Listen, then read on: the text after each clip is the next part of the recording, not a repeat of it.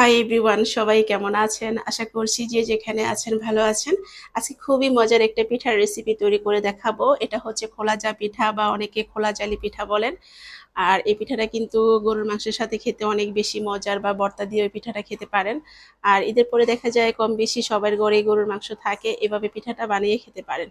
আজকে চেষ্টা করেছি একদম সহজ রেসিপিতে এই পিঠাটা বানানোর। আশা করি ভালো লাগবে। ভিডিও ভালো লাগলে একটি লাইক দিবেন, শেয়ার করতে পারেন ফ্রেন্ডস বা ফ্যামিলিদের সাথে। এখানে পিঠা বানানোর জন্য আমি ভেজা আতপ চালের গুঁড়া নিয়েছি 4 কাপ, অর্থাৎ যে যতটুকু বানাবেন সে অনুযায়ী চালের গুঁড়াটা নিয়ে নেবেন। আর দিয়ে দিচ্ছি লবণ, লবণটা মিশিয়ে নিচ্ছি। আর এখানে নর্মাল তাপমাত্রার পানি দিয়ে আমি এখন ব্যাটারটা তৈরি করে নিব। আর যে কোনো পিঠার ব্যাটারটা যদি আপনি এইভাবে তৈরি করেন সেই পিঠাগুলো কিন্তু সুন্দর হয়। আমি দেখিয়ে দিচ্ছি, অর্থাৎ অল্প অল্প করে পানি দিয়ে এই ব্যাটারটাকে ভালো করে ময়ান দিয়ে তৈরি করতে হবে। আর একটু সময় নিয়ে এই কাজটা করবেন। আমি প্রায় 10 মিনিটের মতো এই ব্যাটারটাকে এভাবে ময়ান দিয়েছি, তাহলে কিন্তু পিঠাগুলো সুন্দর হবে।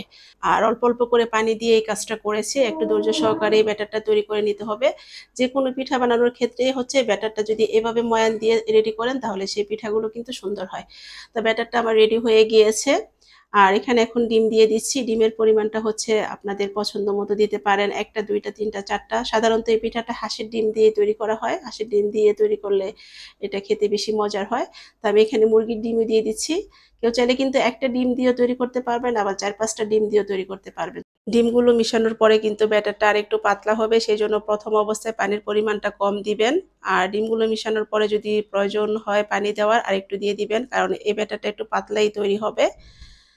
আর যারা প্রথম অবস্থায় বানাবেন সেক্ষেত্রে আপনারা হচ্ছে প্রথমে পানির পরিমাণটা কম দিবেন, একটু ঘন করে গুলাবেন। একটা পিঠা দেওয়ার পরে যদি মনে হয় যে আর একটু পানি দিতে হবে তাহলে দিয়ে নিবেন। এখন পিঠাগুলো বানাবো। আজকে হচ্ছে মাটির তাওয়াতে আমি পিঠা বানাবো, সেই জন্য তাওয়াটা বেশ ভালো করে গরম করে নিয়েছি, তারপরে একটু তেল দিয়ে মুছে দিয়েছি যেন পিঠাটা সহজে উঠে আসে। আর এখন হচ্ছে যে অল্প করে ব্যাটার দিয়ে দিব, আর এভাবে এটাকে চারদিক থেকে ঘুরিয়ে দিব যেন পিঠাটা সুন্দর হয়। আর চুলার আঁচটা কিন্তু মিডিয়াম করে দিব, এত বেশি আঁচ দেওয়া যাবে না। এটাকে ডেকে দিব। এটা প্রায় 30 থেকে 40 সেকেন্ডের মতো সময় লাগবে পিঠাটা হতে। আর এই যে দেখতেই পাচ্ছেন কত সুন্দর হয়েছে পিঠাটা। অনেকে আরো পাতলা করে এই পিঠাটা বানান, আমি একটু ভারী করে বানিয়েছি। আর কারো কাছে যদি মাটির তাওয়া না থাকে সেক্ষেত্রে ননস্টিকের ফ্রাই প্যান বা যে কোনো কড়াইতে ওই পিঠাটা বানিয়ে নিতে পারেন। আর একইভাবে আমি সবগুলো পিঠা বানিয়ে নিয়েছি। আর এই পিঠাগুলো কিন্তু খুব তাড়াতাড়ি হয়ে যায়, বেশি সময়ও লাগে না। তো আশা করি যারা এই ধরনের পিঠা পছন্দ করেন বাসায় বানিয়ে খাবেন। আর এই পিঠাগুলো কিন্তু ভর্তা বা মাংসের সাথে খেতে অসাধারণ লাগে।